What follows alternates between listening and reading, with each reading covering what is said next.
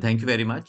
So, I want to thank Professor Giri for inviting me to deliver this talk. Um, I must mention that uh, all this hoopla or excitement going on around this temple in Ayodhya, that actually set me thinking that perhaps in this din, a deeper introspection about Ramayana and all the aspects about Ramayana is getting lost. Uh, we are all engaged and besotted with this spectacle, and we are perhaps losing sight of the principles that perhaps make the essence of what Ramayana is. So, with that in mind, I had given a call to Professor Giri, and he said, "Why don't you think of uh, proposing something more substantial?" In fact, another point that I must mention is that that was also the time when I was reading this book called Mahabharat Now. Mahabharat Now is a work which was edited by Professor Arindam Chakrabarti, and I was wondering if we can do something similar with Ramayana. So I would take you through a brief presentation on what I have in mind.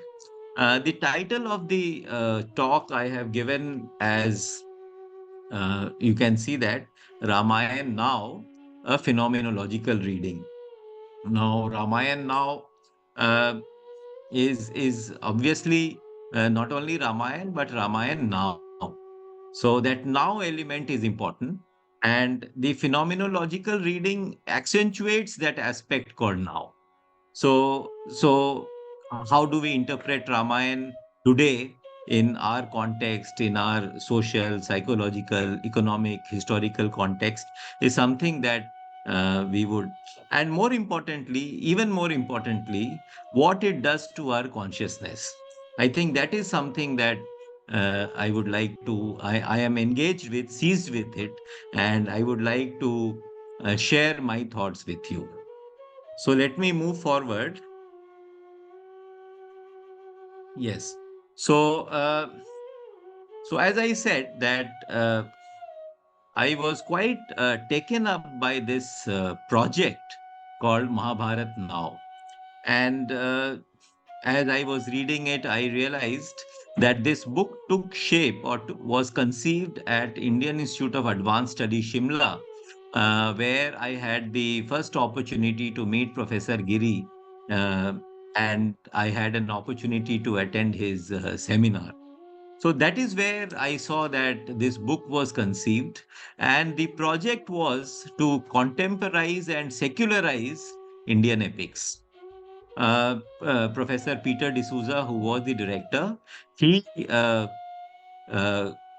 mentored this project. He encouraged this project, and as you can see in this picture, that Professor Arindam Chakrabarti and Professor Sibaji Bandyopadhyay, they took on the mantle to create this book, and so you can see that um,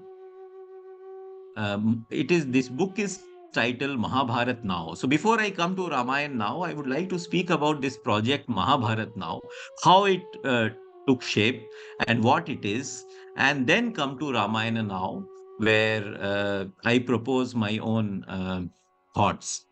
So as you can see that it was published by Routledge, and it has three parts. So this whole book is divided into three books or three parts, and they are titled Narration, Aesthetics, and Ethics. And it has this beautiful cover, which is actually a painting by Ganesh Pine, and titled The White Hands, showing Shakuni and Yudhishthir.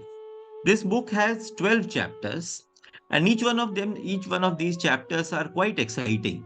In fact, they under these three uh, books or these three parts, under narration, aesthetics, and ethics, it looks at words as seeds of conflict. So if we recollect in Mahabharat, each one of these Pandavas or Kauravas, the way they were born and the timing of their birth, the nature of their birth, the way they were conceived, their the mystery that surround their fathers, that has given birth to or that has sown seeds of conflict.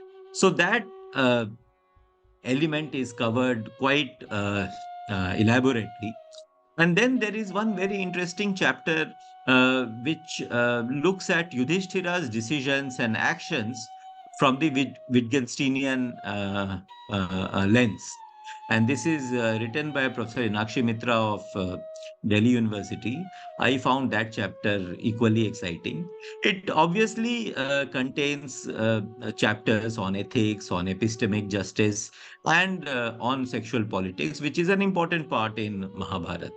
And then, of course, it has moral dilemmas, situational ethics, and language.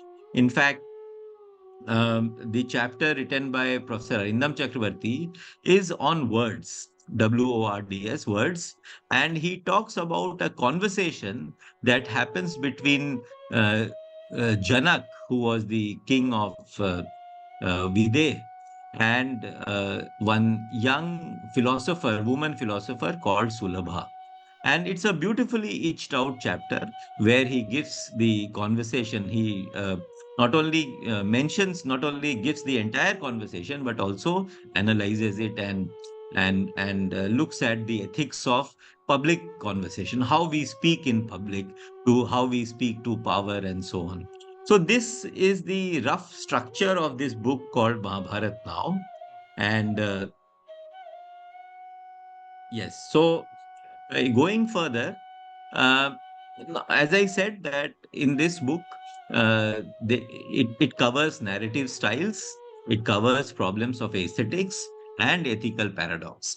And the fact that each one of these chapters are interpreted for the moment, for today's in today's context. In fact, Professor Peter D'Souza is talking about Vietnam War. He is talking about artificial intelligence or internet. He is talking about the political developments that are happening in the country, and he is relating all of that to that which happened during the war. So, what I am trying to say is that this element of now serves as the unifying purpose for this book called Mahabharat and all these chapters, Mahabharat Now, and all the 12 chapters. So, he writes in great detail uh, that the objective of this project was of contemporizing and secularizing epics. And he says that if we do not contemporize, if we do not secularize our epics, what will happen is we will end up staying in a cultural vacuum. And moment we are in a cultural vacuum, we become vulnerable to intellectual subordination, intellectual subjugation. So it is important that we rediscover our epics, and not only rediscover, but we see them in today's context. We see them as sources to which we can turn to for not only joy and contemplation, but also for guidance towards the decision making that we engage with in on a day to day basis. So that was the objective with which this project was taken by IIAS. Another issue that this project had in mind was what is to be foregrounded and what is to be backgrounded. Now, um, he speaks about the years of subjugation under British rule, and it was the alien government, the foreign government, which decided what is to be foregrounded and what is not to be foregrounded in terms of whether it is syllabus, whether it is public discourse, and so on. So. Uh, it is important what he said is that if we contemporize and secularize our epics, we decide that this needs to be foregrounded. And if it is, it's a decision that we are foregrounding our epics, and the issues that they contain, and therefore if perhaps rediscover the roots or grow roots into what we are. So these were overall kind of concerns that that the authors, the director of IIAS had in mind when they started this project. And of course, that goes without saying that uh, it encourages deep scholarship of Indian epics, which, in some sense, perhaps is missing, which is not. To a sufficient extent, because in India we take great pride in saying that I know Greek epics or Western classics, and that kind of determines the canons of literature or canons of philosophy. But we kind of frown upon or not take it sufficiently seriously, scholarship of Indian epics. So it was also to perhaps fill that gap that a deep scholarship of Indian epics is encouraged. You can see the picture. It's an interesting picture or painting by M.F. Hussain of Draupadi.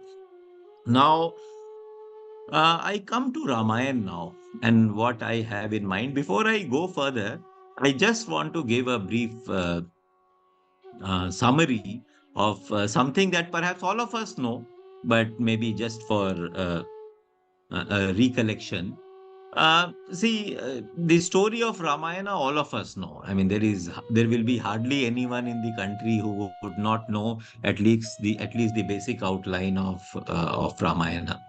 But I mean, no matter how well or how deeply we understand this epic or this story, there is always that thought, that suspicion, that feeling that perhaps there is more to the story, more to the epic than just knowing the story. It is not just about a prince who was not allowed to become a king because of stepmother, and stepmother wanting the throne for her own son, and he was exiled, and then he had experiences, and then he comes back as a winner. So it is not that simple a story. It is much more than that, and we feel it in our bones that there is something more to this story than there is something more to this epic than just knowing this story. Another thing is, I mean, see, in India, the idea of history is different. It is not a very chronological kind of very recorded and going by facts, etc. History in India is much more complex than that. And historiography itself has to accommodate or create new methods to understand or to write about or to create history of an Indian civilization. So Ramayana, I mean, we may not be very easily be able to say it is history, but we are not able to say it is not history either. I mean, uh, when we assign a period to Ramayana, some people say it is about 500 to 700 to 800 BC. Some people say it is about 1200 to 1500 BC. So it is not very easy to fix a date on to fix a date of Ramayana. However, uh, if we look at the essence or the impact of Ramayana on Indian civilization, Indian way of life, Indian culture, it is kind of an eternal history. So it is history of the moment, it is history of the past, and it is history of peoples, it is history of culture, it is history of everything. And therefore, it can be called that it is something like an eternal history. Um, and that's a phrase that perhaps requires some thinking, but now Ramayana, of course, has many versions. Recently, most of us may have heard that there is something called 300 Ramayanas, but the original, the most the original source, uh, the original source or the first. or most authentic version of Ramayana that we all of us know and we talk about is Valmiki's Ramayana. And Valmiki's Ramayana roughly has 24,000 shlokas, and it is divided into seven books. The seven books, most of us would know, will be something like Bal Kand, Ayodhya Kand, Kishkinda Kand, and so on. So there are seven books. Often people say that the seventh book, which is the Uttar Kand, was a subsequent addition. Uh, this is roughly the structure of the book called Ramayana, which is Valmiki's version. Now, because Ramayana is so powerful and it has seeped into Indian life so deeply that it has inspired a large number of literary and artworks around itself. And some of them are, I mean, I have mentioned some of them here. Literary Kalidas in his Raghuvansham, Tulsidas, Ramcharitmanas, Krittivas in Bangla Ramayana, Kamban in Tamil Ramayana, Bhavbhuti in Uttar Ramcharit, Tagore, Michael Madhusudan Dutt in Meghnadvad, and so on. There are large number of works that are inspired by Ramayana. And today, when we look at Ramayana, we cannot simply say that we are talking of quite uh, when we say Ramayana today, we do not speak only of Valmiki. In our consciousness, we have perhaps all of them in some form or the other. We, of course, also have a large number of paintings, musicals, sculptures that are uh, inspired by Ramayana and no matter where we go, which part of the country we go, we come across them quite copiously. So I now come to the project that I am suggesting, and Ramayana Now, uh, especially from looked at from the phenomenological perspective, uh, uh, it can be a very rewarding exercise because phenomenology per se means directed consciousness. Now, what is directed consciousness? Sorry, bole na chup rao. Keep quiet. So, directed consciousness. What is directed consciousness? Consciousness, it means, I mean, we know that phenomenology was, it came into existence in early 20th century. And the main premise or proposition of phenomenology was that when we are conscious, we are not conscious in a vague or a general way. We are always conscious of something. So, consciousness means consciousness of something. And that is what I'm trying to say, that in phenomenology, consciousness is always directed towards something. And when we look at Ramayana, what is it really directed towards? What can it be directed towards? And objects of consciousness in Ramayana could be characters. I mean, these are the simple suggestions that our our consciousness is directed towards characters. Ram being the most important character, and then the poetry, the language itself, which is so beautiful, so grand, and so floral. And language, when I say this language need not or does not mean only language of Valmiki. We have to choose the text, or we have to choose the art object and then direct towards. So, for example, if we choose Meghnad Wat, so we are looking at the language of Michael Madhusudan Dutt, and we are looking at the character of Meghnad, the way he has itched in Ramayana. That can be an object of consciousness. Then, of course, the historical or the mythical character of the text, that can be the towards which we direct our consciousness. And then, of course, density. Density means the meaning creation that happens when we read a text or when we engage with any art object that is inspired by Ramayana. So, this meaning making process that goes on inside our mind, that can also be the object of consciousness that we can study. Ramayana, of course, is a work of art. Ramayana, Valmiki's Ramayana is essentially a poetry. So it is, as a poem, it is one of the supreme creations of human civilization. So it is a work of art. But what is important is, can we look at the source? What source of its essence?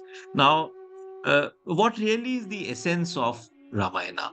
Um, Again, it is not very easy to say. Each one of us, if I ask 10 of us, what do you think is the essence of Ramayana?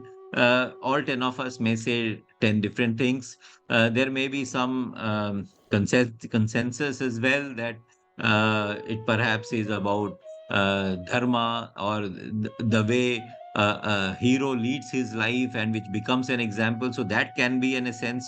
And there are essence can be triumph of good over evil, and so on and so forth. So essence can be may depend on from person to person. It may depend on the work of art as well. But what perhaps is of greater or even or meaningful exercise is, how do we go to the source of its essence? And this journey towards the source of its essence could be uh, a project that is worthwhile and that is worth engaging with. So, for example, suppose we study, say Meghnad Wad by Michael Madhusudan Dutt. So the source of its essence is personality of Michael Madhusudan Dutt, or the source of its essence is the text per se, which is Meghnad Wad. So Heidegger, in his famous essay Origin of the Work of Art, he says that work of art can be the source of the essence, and artist can also be the source of the essence. So the starting point of his essay is this, that both work of art and the artist both can be the source of essence. Uh, one um, um, uh, one uh, One episode perhaps I would like to mention, when we are trying to look at the source of the essence of of Ramayana. And Ramayana, Ram being the most important character, and in fact, the name itself, the Ramayana is about Ram and the story of Ram, the journey of Ram, and so on. So in at one place, Valmiki asks Narad, and he asks this question, and I will read this out to you, that in this world today, who is there endowed with excellence in all the duties of life, grateful, truthful, firm in his vows, an actor of many parts, benevolent to all beings, learned, eloquent, handsome, patient, slow to anger, one who is truly great, free from envy, and who, when excited to wrath, can strike terror in the hearts of celestial beings. O sage, I would hear of such a man from thee, who art able to describe him to me. So, this is a question that Valmiki asks sage Narad, and obviously he is referring to Ram, and Ram fulfills all these criteria. He is each one of them and much more. In fact, if you listen to the answer that Narad gives, the answer goes far beyond the question that Valmiki has asked. So, point I am trying to make is, if you see the previous slide, that Ramayana as a work of art, or its poetry as the work of art, or text as the work of art, I am trying to suggest that Rama's life, or life itself, can be a work of art. And if life itself is a work of art, then what really is the source? So, is the source divinity? Is the source his personality? Is the source uh, his ability to have restraint and so on? So it's perhaps a question worth exploring or pondering over, that can life itself be a work of art? So going further, uh, and a little bit on what really is art, and in this context, how do we look at it? So in art has something to do with truth. Now, Ramayan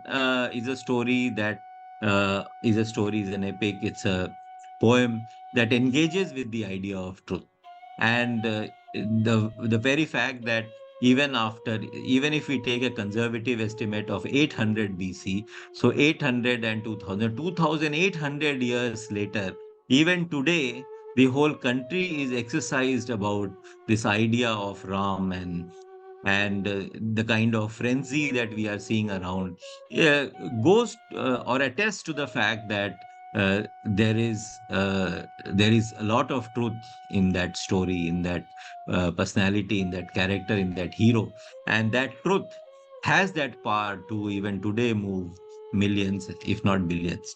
So in the work, these are the thoughts of Heidegger when he says that in the work of art, the truth of being has set itself at work. So in Ramayana, the truth of being, the truth of Ramayana, truth of Ram is at work. The truth of Ram, the truth of the story, the truth of the epic is working in that poem, so that that poem attains that power over human minds. And in fact, perhaps in Ramayana, truth is presenting itself as Ramayana. So while if we say Ramayana is an art object, work of object of art, truth is presenting itself as art. So that is another way of looking at Ramayana, in fact, only being a version of truth. And then the beauty of Ramayana, it moves us, it overwhelms us.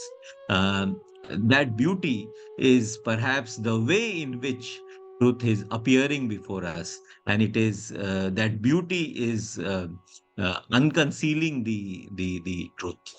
And of course, I mean, this is obvious that Ramayana is other than itself an allegory or a symbol. It is not just a poem, it is poem of something. It represents something, and that what does it represent is something that we have to continuously engage with and continuously work with. So now I come to the project that I am proposing or I am suggesting. And um, what I am saying is that this whole thinking about Ramayana can be converted into a book project. And this book project can take the shape something like what I discussed in the beginning, like Mahabharat now.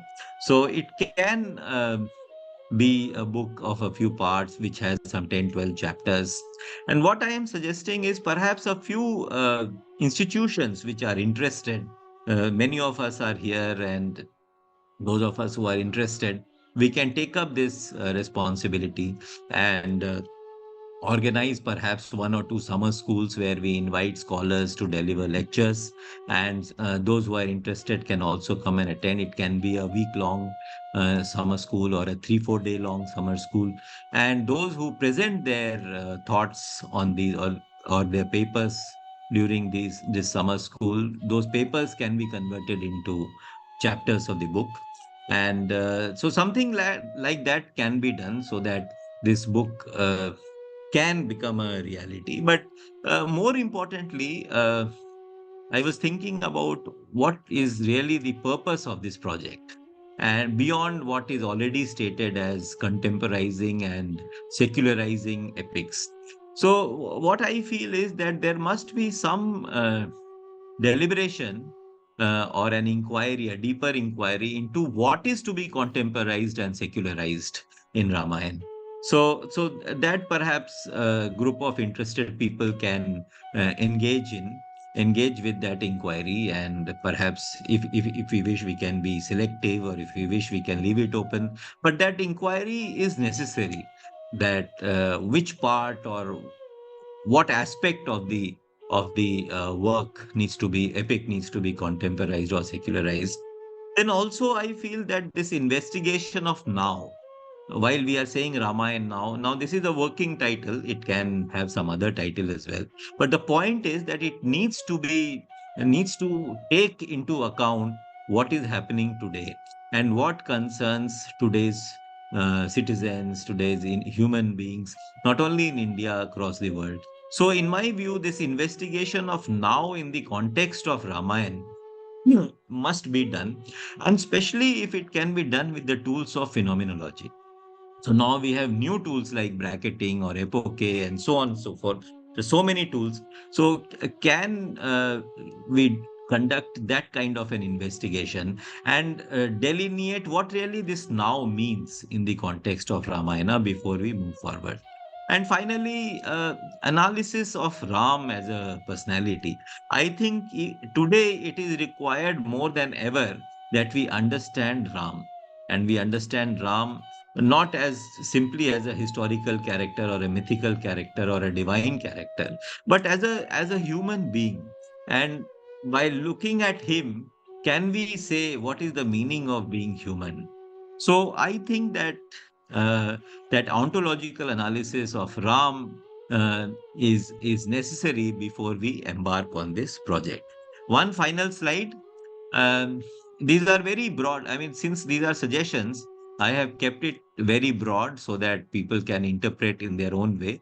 So, first suggestion or is that an inquiry into Ramayana with contemporary philosophical tools. So use the new, because most of the classics that are written on Ramayana are already quite old. So, and now we have several new tools within philosophy with which we can deal with Ramayana. One easy example I was thinking of is speech act, and not only speech act, performatives. So, those of us who are working in the field of philosophy of language, we would know that performatives means that there is an inward performance and outward utterance. So, and there is a correspondence between inward performance and outward utterance. And if we remember Ramayana, they say, Dashrath says, and many others say that pran jai par vachan na jai. So, when they give a word, that word carries the weight of their personality. They do not take this their word very flippantly. So, what I'm trying to say is that with new tools of philosophy, Ramayana can be analyzed, and so that new understanding of the epic text develops in our minds. Second is elucidation of social forces that were prevalent then and continue today. I think this aspect of social needs to be enriched. This idea of social today needs to be enriched with the idea of social that existed during Ramayana or that exists in various forms of Ramayana. So I think that will help us in understanding what is this social media, what is the kind of society we are creating today, and so on and so forth. And finally, and this I think is, I don't know whether something like this has been tried before, a study of spaces that abound Ramayana. So spaces means space of say Ayodhya or space of Kishkinda or space of various hermitages where Ram goes to during his Vanvas, then space of Lanka, and then the psychological spaces of say yeah, दे दो. Psychology of psychological spaces of say Sabri or Guraj and so on. So what I think is drinking water. So what I think is that mhm. What I think is that this is something that can be explored, and so that we uh, perhaps can embark on this project, this book project called, or that can be called Ramayana Now, a phenomenological reading. So this is what I have to say. I will be happy to receive, uh, take questions, inputs, suggestions, way forward, thoughts, comments, etc. Thank you very much, sir, for giving me opportunity. I hope you enjoyed yourself. Thank you very much.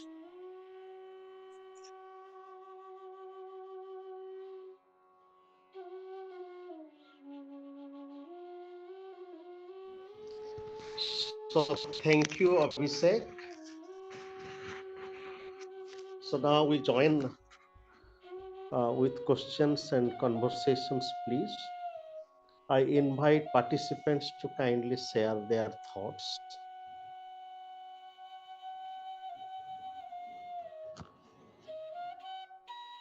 Hello.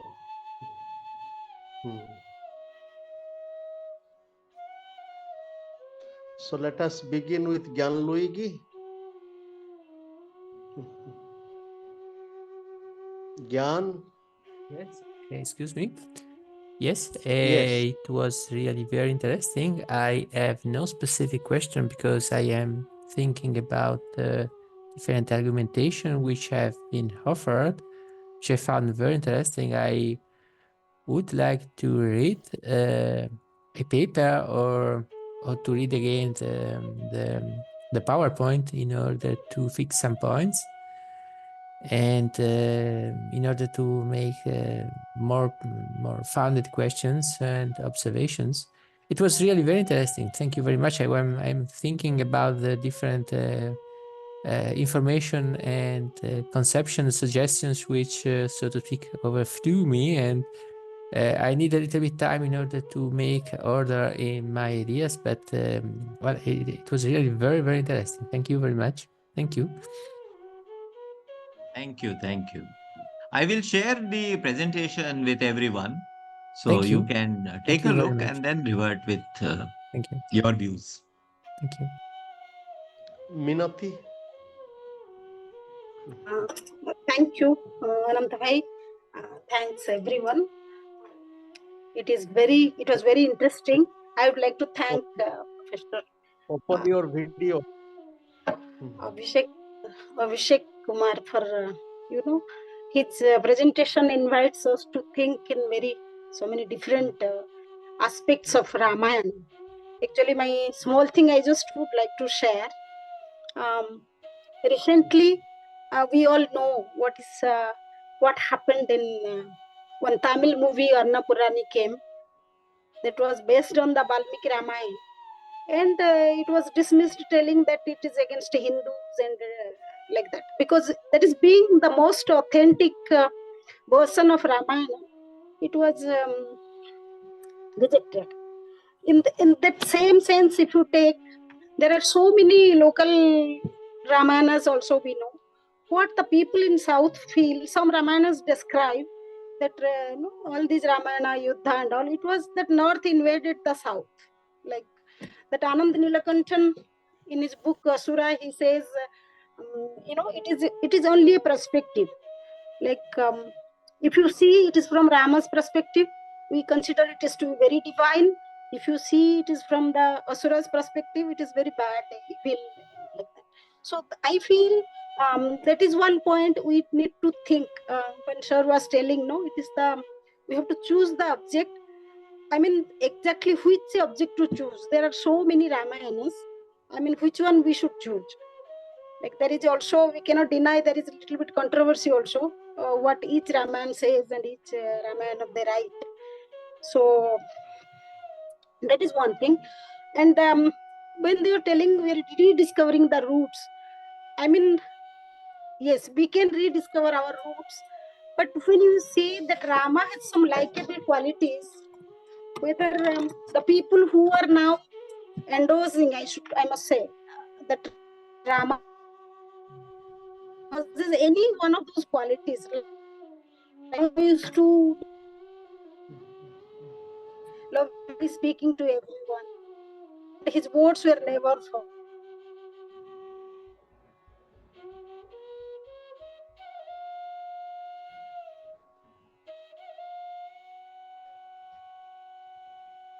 and forgets that he used to admire and remember the smallest nice things in others. And as we all know, he was a Vidwan, well-read and well-mannered. And angry also, I mean, not quick response to anger, but he was, rightfully when it was required. And he had a demographic gift of making friends while above all the clash.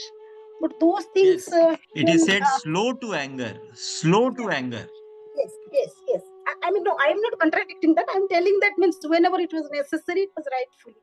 So my query is how do we maintain, little different gaps among that, and how we rediscover the route, and how to choose the right one, which one we should refer. I mean, that was my query. Thank you.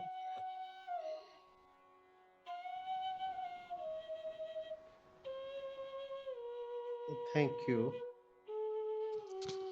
Other thoughts, please? Magdalena? Venkatesh Ram? Good evening, everyone. Magdalena? Yes, Yes. sir, overall, it was a very interesting session. And Could you open your video? Magdalena, if it's all right. sir, there's some network issue for which the video cannot be open. So I would like to thank Dr. Abhishek Kumar, sir, for the interesting session. It was very wonderful. Thank you, sir. And we've learned some new facts from it. Thank you, organizers, for organizing such a wonderful session for us. Thank you. So then, Minati, you can kindly say some concluding thank you, please. No, I had asked, how I mean, to share that how we can, rediscover the roots and which one we can take as an authentic one, and there is that confusion. Light. I think Venkatesh wants to say something. Yeah. Sorry, I'm there at home, so it's a Sunday. And nice listening to Dr. Abhishek, my good friend. And as always, his speech is intellectual, and the way he looks at it is very different. And I think what we are talking about is very important because I think there's kind of a tsunami of I think zeal and enthusiasm that is sweeping across the country. And now it's very difficult to filter out and see which part of it is related to religion and belief, and which part of it is beyond that, which helps certain groups. Now, in that context, looking at these aspects differently and getting it recorded in terms of a book or a paper that is getting published is a service or a must that needs to be done for the future. Otherwise, the purpose behind these epics may get lost in the messages that is going around to this current generation. So from that perspective, I think it is important.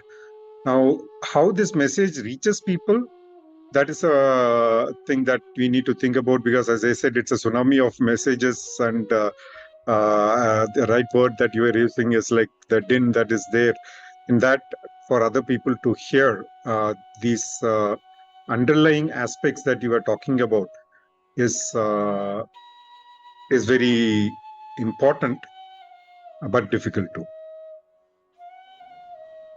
Thank you. Venkatesh, Ram is a part of your name. So it is even more important.